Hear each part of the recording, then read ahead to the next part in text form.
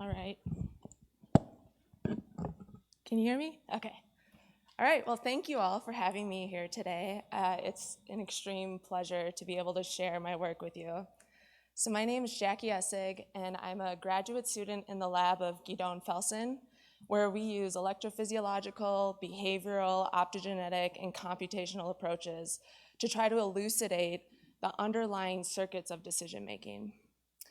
So to do this, we study a very specific type of decision-making called spatial choice.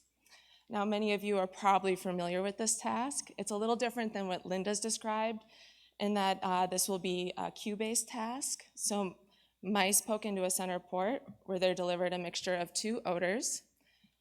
They, importantly, have to wait for a go tone before they can then select which port they'll go to receive a reward.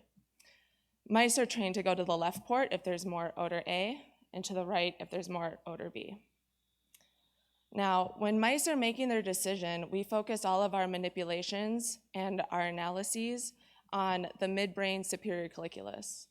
And again, as Linda described, this structure is important for orienting behavior, but it's also very important in selecting where that orientation will take the animal.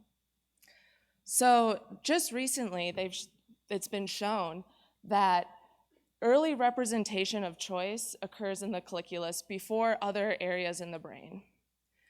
And so what we're really interested in is understanding the intrinsic circuitry within the colliculus that is driving this selection of choice. So bringing it back to the context of my task, we know that if there's more activity in the left colliculus, the animal will choose the right port. And presumably this is an increase in the excitatory output of these neurons in the colliculus. And so from here on out, I'll be doing all of my experiments unilaterally. So now I'll be referring to the ports as either ipsilateral or contralateral to the colliculus that I'm manipulating. So the first question we had about this circuitry was, what are GABAergic neurons, or what is an inhibition doing to drive this behavior? And we know approximately 30% of the cells within the colliculus are GABAergic. And we're particularly interested in inhibition as it plays a large role in the theoretical frameworks we have of decision making. And so initially going into these experiments, I had hypothesized that these cells would be working locally within the circuit to dampen that output locally within the colliculus. And this was largely inspired by a lot of motifs, inhibitory motifs we see in cortical circuits. And also it's been supported by a lot of ex vivo slice physiology experiments showing the importance of these local connections. So now I can test this using, and I have a real clear prediction of what I expect to see if this is indeed how the circuit is configured. So typically mice, they behave based on the mixture of odors as shown here in a psychometric function. And if these cells are acting locally, I would expect that activation of these cells would produce an ipsilateral bias in choice. And this would be because we're decreasing the activity of that excitatory output representing contralateral choices. So I can test this, and I did. I expressed channel rhodopsin specifically in GABAergic neurons in a GAD2-Cre mouse. And upon activation of these cells while the mouse was making its decision during odor sampling, I found the quite opposite as to what I expected. So activation of these neurons actually produced a contralateral choice bias in these mice. And I quantified this effect using a logistic regression, which here I'm showing the choice bias as the beta coefficient of light in that logistic regression. And I've repeated this effect across mice and across sessions. So there's clearly an effect of activating these cells compared to control animals. So one possibility is that local inhibition doesn't actually function the way we think it does in the colliculus. And so to test the effects of local inhibition, I infused mucimol into, I unilaterally infused mucimol into one of the colliculi. And mucimol is a GABA-A receptor agonist, so it's going to decrease the activity of all the neurons that it comes in contact with. And indeed, I saw my predicted result. Mucimol produced an ipsilateral bias. And so already this suggested to me that these cells cannot be functioning locally to drive this behavior. So the next step was to look at what are these cells doing endogenously. And to do that, I employed an optotagging strategy in which I was able to identify GABAergic neurons based on short and reliable responses to light. And I can then examine the activity of these neurons while the animal is engaged in spatial choice. So here's an example of one GABAergic neuron I've recorded from. I've taken the activity across all ipsilateral trials and averaged it here. And you're looking at the time period in which the animal is actually sampling the odor. And if I compare that to the activity of this neuron when before the animal chooses the contralateral choice, I can see there's a greater increase in activity before contralateral choices. So again, I can quantify this effect by finding the choice preference of this neuron. And this is an ROC-based analysis, which tells me, based on the neuron's firing rate, how well can I predict which way the animal went. And so this is my entire population of GABAergic neurons that I've recorded from using this method. And when I compare those cells that are significantly modulated by choice, we have most of them are contralaterally, are increasing their activity before contralateral choices compared to ipsilateral choices. And that's shown in the populations in black. And so this also lends to the support that these cells are not functioning locally to mediate these effects, these behavioral effects that I see. So next I wanted to explore what kind of mechanism could be underlying this effect that I see. And to do that, I worked with Joel Zilberberg to develop a bump attractor model of the colliculus. And the bump attractor model has been shown to, at least in prefrontal cortex, have the ability to hold on to these spatial representations in short-term memory.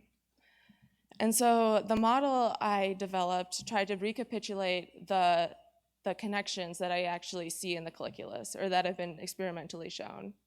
And so we have both local inhibitory and excitatory connections. This local excitation enables recurrent excitation that will then hold on to the representation of that choice.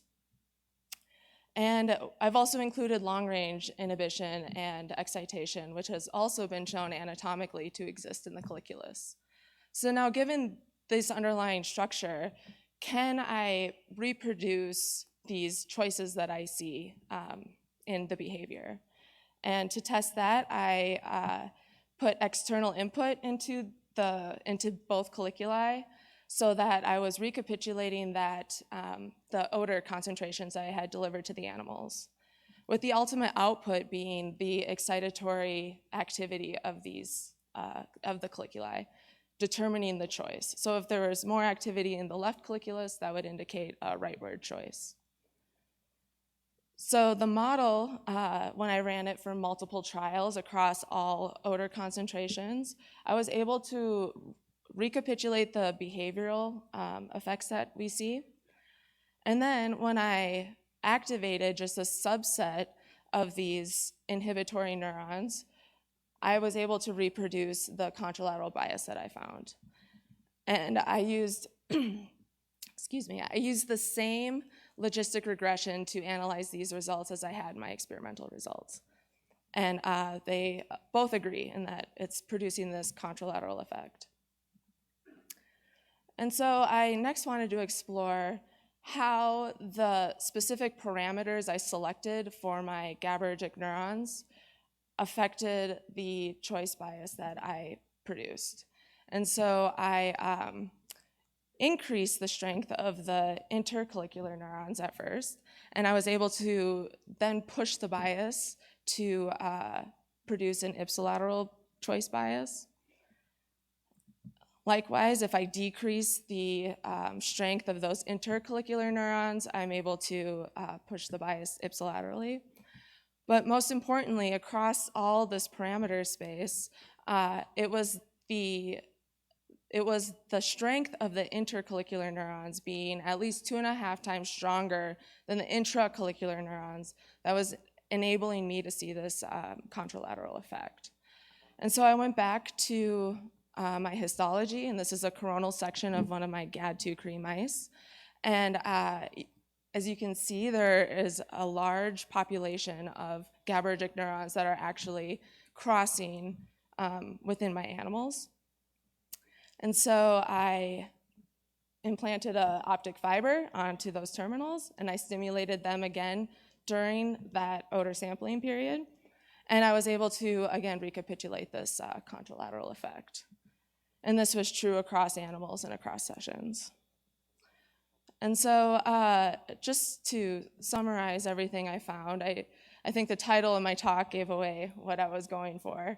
But I think now I've shown pretty good support for the idea that GABAergic neurons are actually functioning in this long-range scale to mediate decisions in the superior colliculus.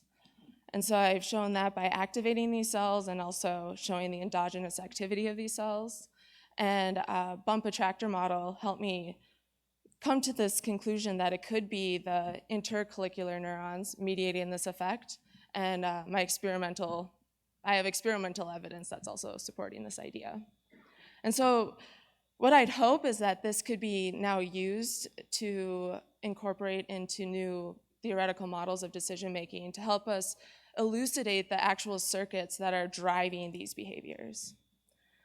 With that, I'd like to thank everyone in the lab as well as all the support I received in getting this project done. And I'm also extremely happy to report that I have this published on bioRxiv now, so feel free to check it out. And I'd be happy to take questions. Thank you.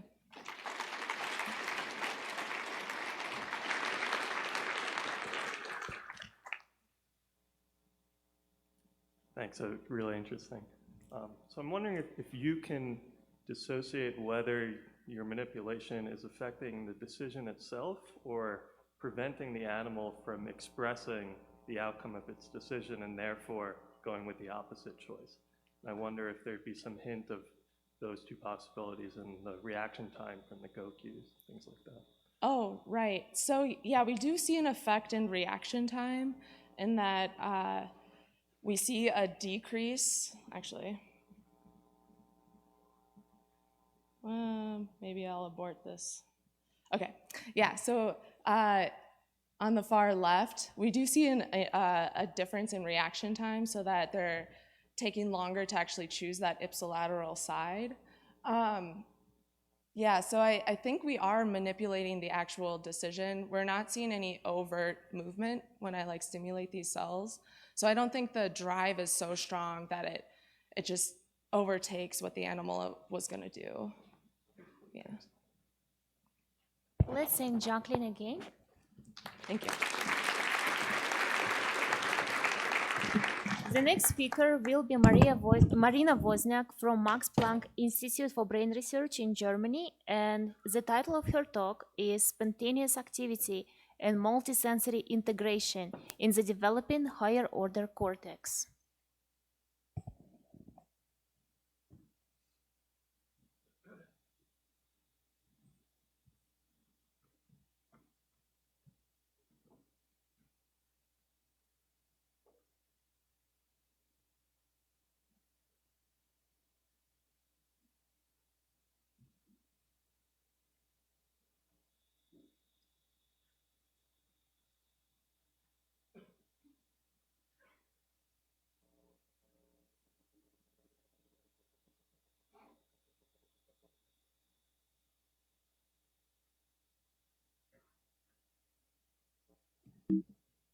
Okay, thank you very much for the opportunity to be here today and talk about the work that I have been developing recently. And it's a well-known fact that mammals, they are born in a very immature state. and therefore they need to develop postnatally, okay? So for instance, mice, they spend the first 2 weeks of their lives with the eyes closed, and therefore they need to rely on other types of stimuli to guide the behaviors. The early behaviors that they need to execute are such as feeding and staying close to each other. And they do use the whiskers to execute these behaviors, first by passive whisking, but shortly before eye opening, they're already able to execute active whisking. And then when the eyes are open, they combine both whisking and visual input in order to guide exploratory behavior. And here, when I show data from young mice, I'm going to show the cute mouse pups in the side of my slide. And when I show data from adult mice, I'm going to use these interesting adult mice in the slides. There's a region in the brain that is responsible for integrating stimuli from tactile and visual input. And this region is located between the somatosensory and the visual cortex, and it's called the rostrolateral region. But to save time for the presentation, I'm just going to call it RL. And an interesting fact of RL is that most of its neurons, they are bimodal, meaning that they have a much stronger response when they receive a simultaneous stimuli from the whiskers and from the visual space. But you also have a composition of unimodal neurons in RL. Another fact of this region is that being a higher order visual area, you have the preservation of retinotopic projections. And as you can see in the tracing study. And another study also compared now what is the relationship of the maps for tactile and for visual stimulation. So they implanted microelectrode arrays in RL, and then they compared the difference between stimulating the upper versus the lower visual field and the upper versus the lower sensory field on the whiskers. And you can see that the most rostral part of RL here, it has the highest responses to the upper stimulation of both visual stimulus and tactile stimulus. So this points towards an alignment between the unisensory maps in RL. Now, going back to mouse pups, we know that during the first 2 weeks of post-birth, there is ongoing spontaneous activity in their brains. And our collaborators from the Lohmann lab in Amsterdam, they record this spontaneous activity in vivo wide field recordings. And we can see that this activity sometimes is very constrained inside one sensory cortex, but sometimes this activity propagates through them, and also through the higher order area. And we wanted now to understand what are the features of the spontaneous activity in these different sensory cortex, so the visual and the somatosensory, in the first 2 postnatal weeks. So spontaneous activity, it matures in the cortex during development, and it is a process that's called sparsification. So if you look at the, okay, you can see, but if you look at the most early stages of development, the spontaneous events, they are very strong, so they have a very high amplitude, and there is a quiet period between the spontaneous events, as you can see in the traces. However, as the animal approaches the onset of vision, these spontaneous events, they decrease in amplitude and increase in frequency. And the same trend is observed both in the visual and in the somatosensory cortex recordings. Now, focusing on one quantity that we call the participation rate of the spontaneous events, which is just the proportion of cells that are active at each spontaneous event recorded, We see this trend that fewer and fewer cells are being engaged in each spontaneous event as the animal ages. The postnatal age is in the x-axis. However, you can see that the somatosensory cortex has an earlier maturation, which means that it achieves these smaller spontaneous events earlier than the visual cortex for a given age. And this brings us to a hypothesis that the somatosensory cortex has an earlier maturation than the visual cortex, which is kind of corroborated by the fact that mice already can whisk actively before eye-opening. So we investigated these properties of spontaneous activity and the development of neurons in the higher order area in our model. And the first question that we asked was how does these spontaneous events from V1 and S1, how do they can guide these bimodal neurons that we observe in RL? So we have a feed-forward network with two input layers. One is the visual cortex and the other is the somatosensory cortex. And we feed this network with spontaneous events with properties that we extract from the data from our collaborators. And we also investigated the possibility of having these spatiotemporal correlations between the input layers, because we see that sometimes the events, they occur simultaneously in the sensory cortices. We used a Hebbian covariance rule to modify the weights in the network. And we initialize a connectivity matrix from V1 to RL with random weights, and that are very weak. And each RL neuron is initially connected to all of the neurons from V1. However, our initial connectivity matrix from S1 to RL, it already has a slight bias along the diagonal to mimic this observation that you have an earlier maturation of the somatosensory cortex relative to the visual. And through the Hebbian covariance rule that we choose here, because it can also give us analytical results, the network evolves to its final stage where you have the selectivity of inputs. So here you can see that each RL neuron in this sample simulation has one receptive field in the visual cortex and a receptive field in the somatosensory cortex. So as can be anticipated, the correlations between the input layers, they play a very important role in defining the amount of bimodal neurons.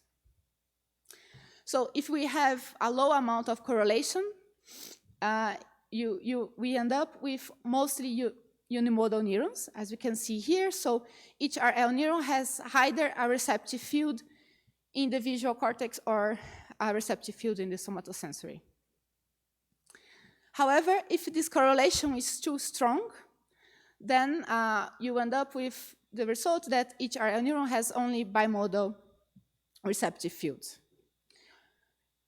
But there is a range of intermediate values of correlation that gives you combinations of unimodal and bimodal neurons in the final network, as we can see in this sample simulation.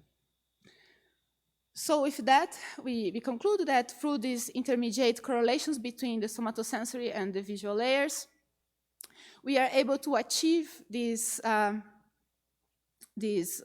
property of having both bimodal and unimodal neurons in RL. Next, we wanted to investigate what's the impact of the earlier maturation of spontaneous events of S1. If you remember, they were already smaller than the ones in V1 for at the same age. And what's the impact of this in the alignment of V1 RL maps? So to study this, we designed a measure for our receptive fields that we call alignment. And this measures how well the final receptive field maps into the initial bias that we apply in S1RL connections. And the alignment is between 0 and 1. And here we can see one example of a bad topographic alignment and one of a good topographic alignment in our final networks. So we see that through these correlations that we have between the somatosensory and the visual layer,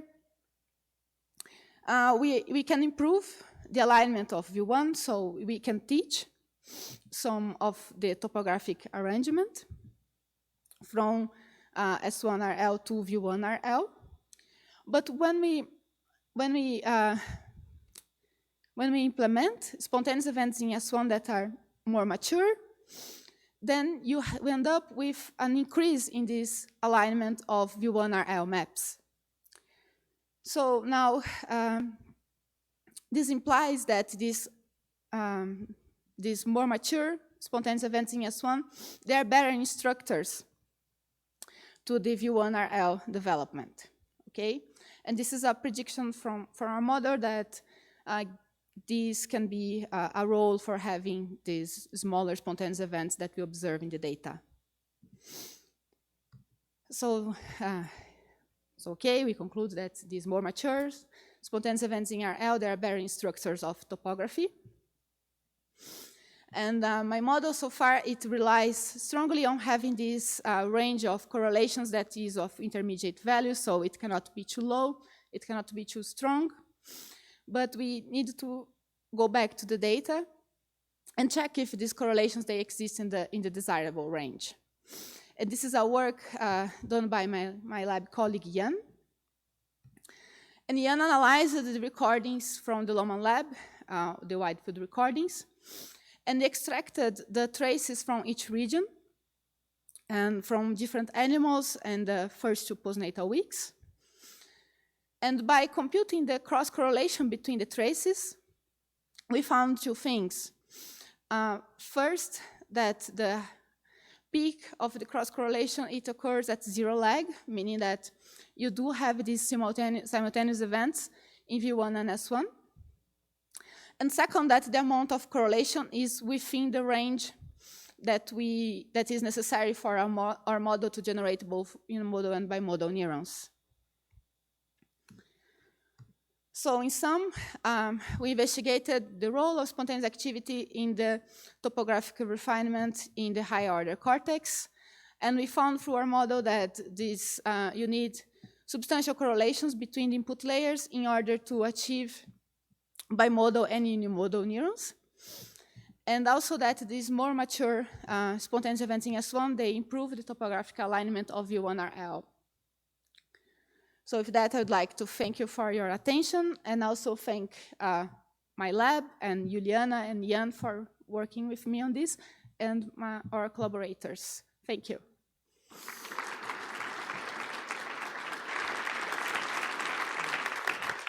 We have time for one brief question. Do you see enough variation in the correlation of these spontaneous events across pups that you think you could test this prediction of then you would see different distributions of bimodality in RL? So some pups have huge correlations, so they have all bimodality and vice versa. Yes, we do see these differences in the amount of correlation between in different mouse pups. And it's related yes. to how much spontaneous correlation there was across mice. Sorry, I couldn't. And it's related to how much spontaneous correlation there was between the okay. sensory cortices. Okay. Thank you again, Marina. And the last talk in this session will be given by Huriye Atilgan from Yale University. The title of her talk is Learning Rate Adjustments in a Volatile Environment by Mouse Medial Prefrontal Cortex.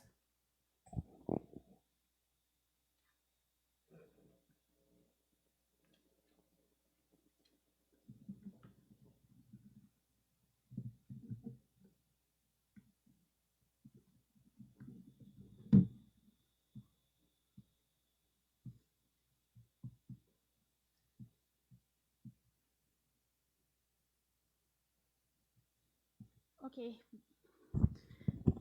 Before the lunch, in the last talk, I'm going to talk about the neural substrate of decision-making in a volatile environment. Decision-making in the face of uncertainty is a significant challenge in many aspects of our life. Let's say there are two places for you to enjoy your food, which you are majority of us looking for now. You prefer one left around the corner more as your usual place. If every time you go there, you start facing new problems such as the food you like served cold, no free table, or it is closed without any notification, next time when you are choosing a restaurant, you are more likely to go to the other place first, even it may be your new usual place based on your experiences. We somehow maximize the long-term rewards by switching across different previously known options. Not only the association between the previous choice and the outcome, the reward we receive, impact our decision, environmental statistic leads on environmental consistency or uncertainties shapes our decision as well. In this talk, based on the consistency in the environment, how we estimate our environmental statistics and make a decision. To address this question, we use classic two-arm bandit task, where a learning agent sequentially takes actions, observe rewards, and aims to maximize the total reward over a period of time based on the action and the outcome association. Variations of this task has been extensively used with humans and adapted to different animal models. The way we adapted the two-arm bandit task, we put animals on water restriction. We use head-fixed mice in a tube, two lick ports positioned as one of the animals left, the other on the right. For each trial, mouse would wait for an auditory cue and then make a left or right choice by tongue lick. Reward will be delivered based on the associated reward probabilities. If it is 10-70, it means 10% chance to receive water for a left choice, 70% for a right choice. Animal would perform a number of trials until the reward probabilities switch. And they can do many switches in a session. This is the sample session examples. In the top panel shows reward probabilities and when the rule switches within 400 trials. Bottom panel shows the animal's choice for left and right, red and blue respectively. Black short bars on top of the choices are when animal receive a reward. This session starts being right side more rewarding as 70%, and animal starts by licking left. Since he's not getting many reward, he starts exploring the right side. After a time, he even switches to the right side. And then, by switching across left and right options, he tries to maximize the number of rewards he can get. In this session, he does 12 switches. And to look at how animals switches across between options, we calculated the fraction of the trials for each rules, when it is switching from left to right or right to left.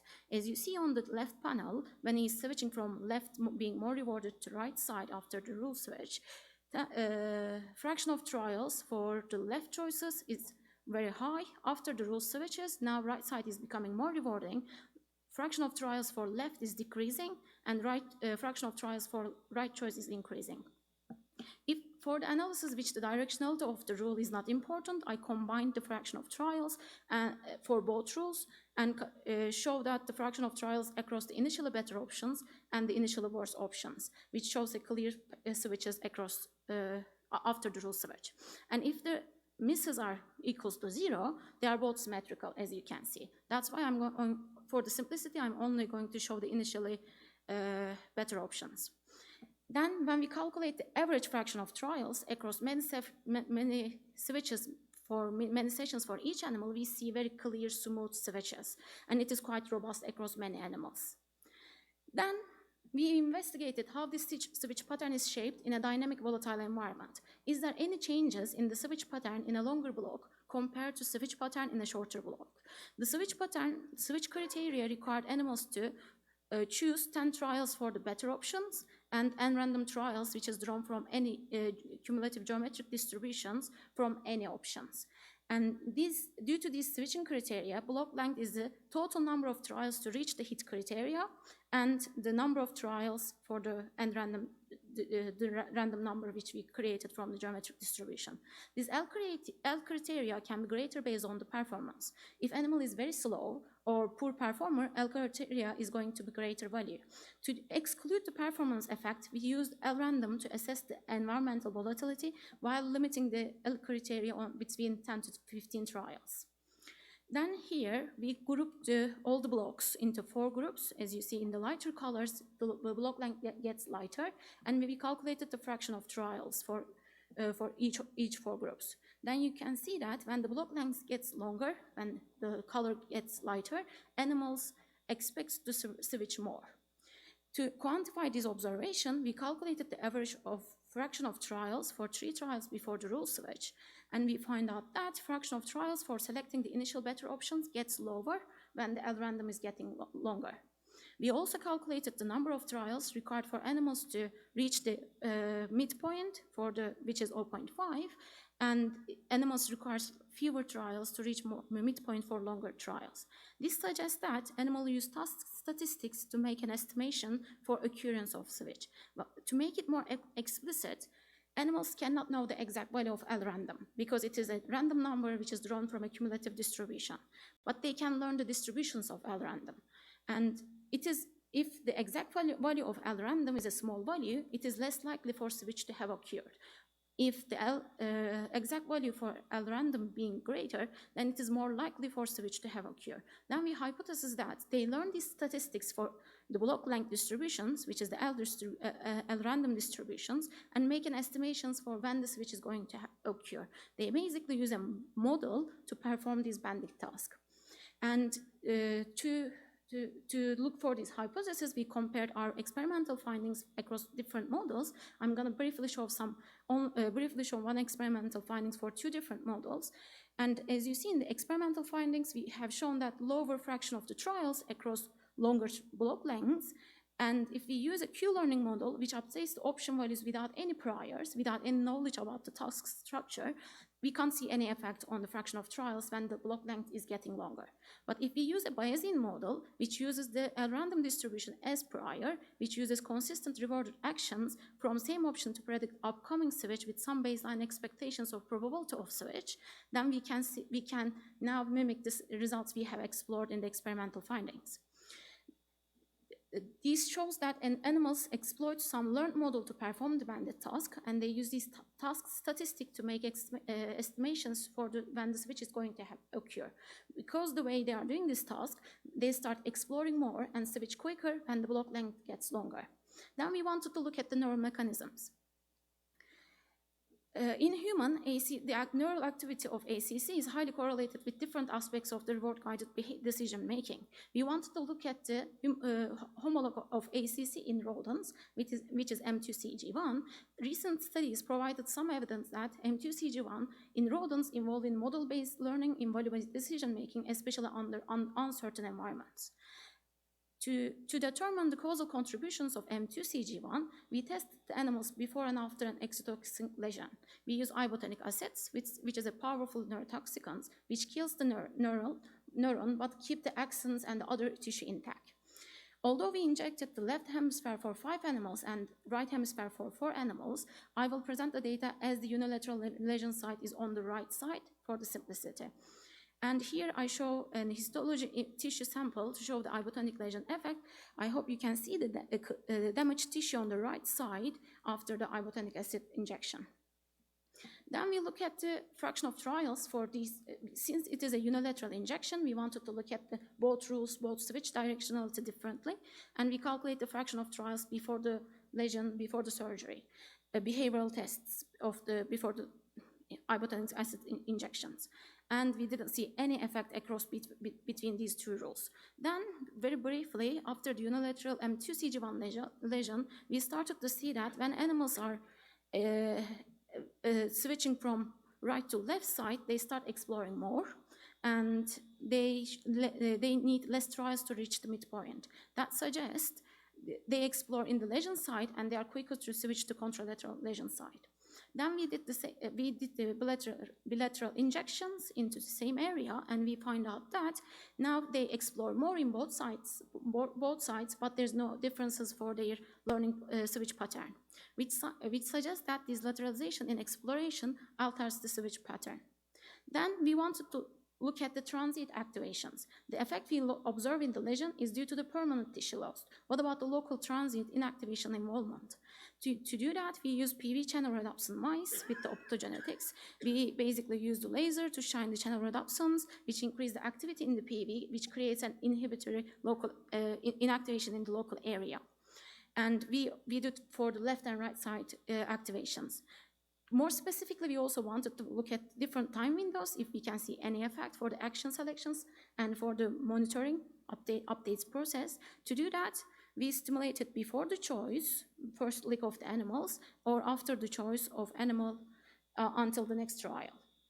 Then what we have find out, inactivation in the post-choice creates a bias for the control, inactivated side, and which causes neglect in the contralateral side. Basically, animal is like more likely to, when the right side is inactivated, they are exploring more in the left side, and they are switching quicker to the right side. If they're on the right side, they do not explore the left side anymore. They prefer to stay on the inactivated side on the right side. And when we look at the pre-choice inactivation, we see similar but kind of mild effect. So to summarize, we showed animals can exploit the learned model to perform the bandit task, and they use task statistics to make estimations for the occurrence of switch. This allows animals to explore more and switch quicker in longer trials, and the permanent lesion overestimate the occurrence of switch for their estimations, but this transient inactivation doesn't change the estimations for occurrence of the switch, but induces contralateral neglect in the choice behavior.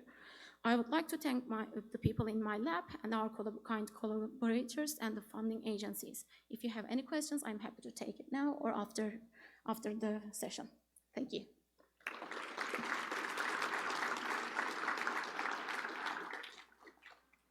Questions? Hi, I have a question. So when you're testing the mice with, could you go to the very first of your slide? There's a parameter you change, but I forget. Which slide? Like 5 or 10 or so. Here? Oh yeah, like here, do you test them for different L random? Do you test different group of mice, or do you like do different parameter of experiments on same mouse?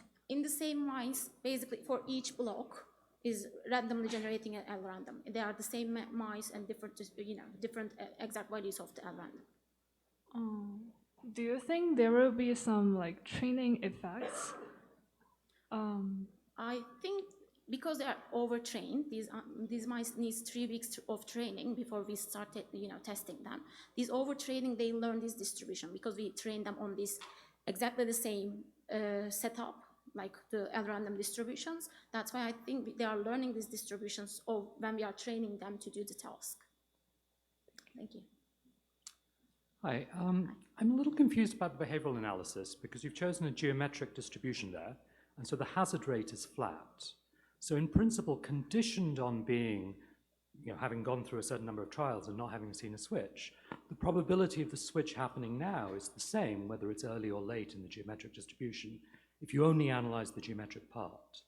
So do you think what's going on is that you have that first piece that's the L criterion, and that violation of the geometric distribution is what leads to this effect? That's why we wanted to make sure that L criteria is within the 10 to 15 trials to exclude all effect we observe, because in here, since we have 10 better option trials, which requires animals at least 10 trials in order to complete that, we excluded 10 to 15 trials, basically taking only the blocks which animals perform in the same range of behavior, and then look at the L random. That's why we are hoping that we are excluding the. Well, I understand, effect. But if we just analyze the L random part, then because the hazard rate's flat, you wouldn't expect this change in volatility over time by an optimal analysis there, right? That's a property of the geometric distribution. So that's the part that I'm confused about. Do you mean if I don't have L criteria? Exactly. So if we just looked at the distribution this being effect geometric is much bigger from the beginning. What we see here across different random values for fractional trials, we see this being slightly bigger across these 4 groups. But okay, well, maybe we should talk about afterwards. Okay, thanks. Let's thank Huriye again for the talk. And this session is closed, but Sergeant has a brief announcement. Yes. So just a quick announcement. At 12:30, we have a session here called Growing Up in Science, organized by Weijima. So it's a session in which faculty and other people tell about their personal trajectories through science, focusing in particular on the nonlinear parts of the trajectories. So